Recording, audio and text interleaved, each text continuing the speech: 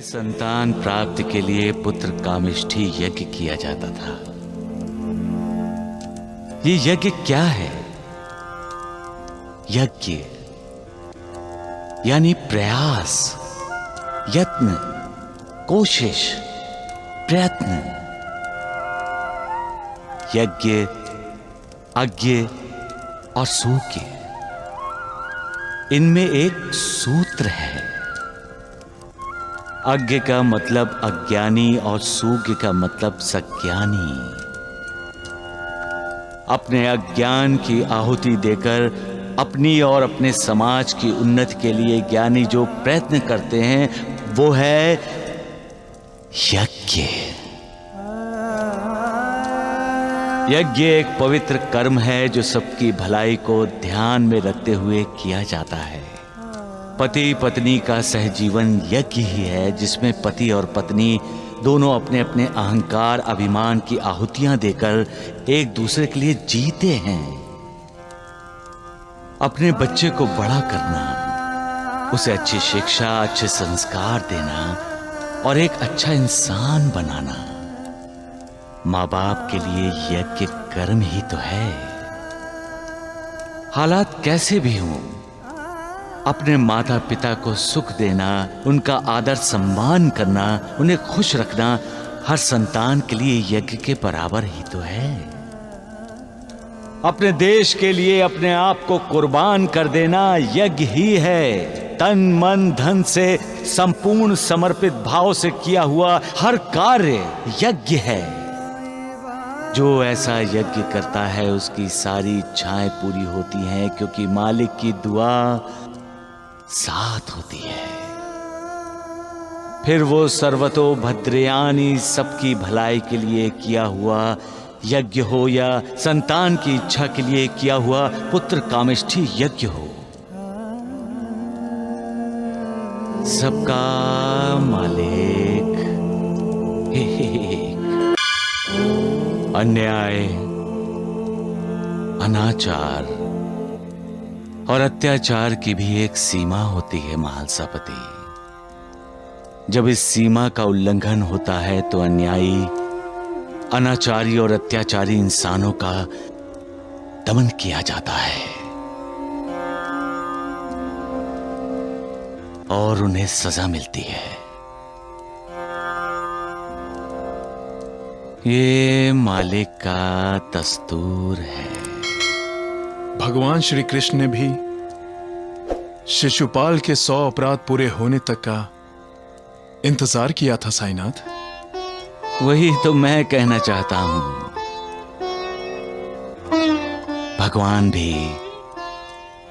ऐसे लोगों को मौका देते हैं सुधरने का, अपने आप में तब्दीलियां लाने का, ताकि अपने किए पर पछताकर वो मालिक की शरण में जाए। आप नाना साहेब चांडोलकर की बेटी मैना दीदी के बारे में तो नहीं बोल रहे हैं साईनाथ?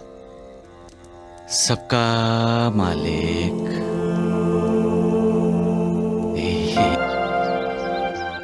वैसे भी होनी और हानि में एक मात्रा का ही फर्क होता है। हानि तो रोकी जा सकती है, लेकिन होनी को कोई नहीं रोक सकता। होनी होने के बाद हानि हो सकती है।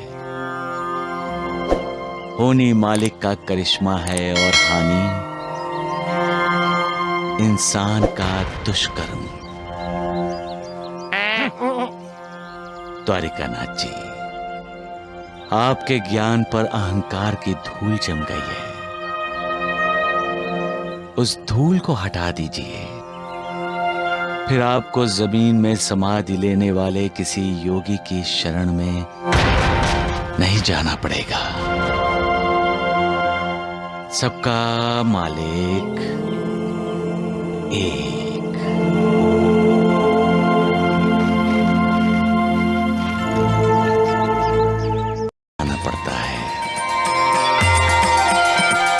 इंसान का शरीर एक रथ है और शरीर में रहने वाली आत्मा रथी है। जब आत्मा परमात्मा से मिलने के लिए जाती है तो शरीर रूपी रथ पीछे छोड़ देती है। मतलब मालिक को पाने के लिए हर मोह माया का त्याग करना पड़ता है। पहले लोग संतान प्राप्ति के लिए पुत्र कामेष्टि यज्ञ करते थे। यज्ञ करने का मतलब है प्रयास, प्रयत्न और कोशिश करना होता है। हमेशा ज्ञानी इंसान ही यज्ञ करते हैं। जो इंसान यज्ञ की दहकती हुई ज्वाला में अपने अहंकार और अज्ञान की आहुति देता है, वही यज्ञ सही मायने में यज्ञ माना जाता है। यज्ञ एक पवित्र कर्म है जो सबकी भलाई के लिए किया जाता है। पति और पत्नी का जीवन भी एक यज्ञ है, जो दोनों अपने अहंकार और अभिमान की आहुति देकर एक दूसरे के लिए जीते हैं। एक स्त्री के लिए अपने परिवार को जोड़े रखना और अपने बच्चों को अच्छी शिक्षा देना, ये भी एक बहुत बड़ा यज्ञ है। अन्याय अत्याचार करना जितना बड़ा गुनाह होता है, उससे कहीं ज़्यादा अधिक अन्याय और अत्याचार सहना होता है। जब किसी इंसान पर अन्याय और अत्याचार सहने की सीमा टूट जाती है, तब अत्याचारी को सजा मिलती है। भगवान उसे उसके गुनाहों की सजा देते हैं। यही भगवान का नियम है। हानि और होनी में हक बस एक मात्रा का होता है, लेकिन अंतर दोनों में बहुत है। हानि होने से रोका जाता है, लेकिन होनी को तो खुद भगवान भी नहीं रोक सकते, क्योंकि होनी भगवान का करिश्मा है। लेकिन हानि इंसान के कर्मों की सजा होती है, जो इंसान को मिलकर ही रहती है। उम्मीद करते हैं कि आपको हमारा वीडियो पसंद आया हो, तो चैनल को लाइक, शेयर और सब्सक्राइब करें और कमेंट बॉक्स में ओम साईं राम जरूर लिखें। वीडियो को अंत तक सुनने के लिए धन्यवाद। आपका दिन शुभ हो।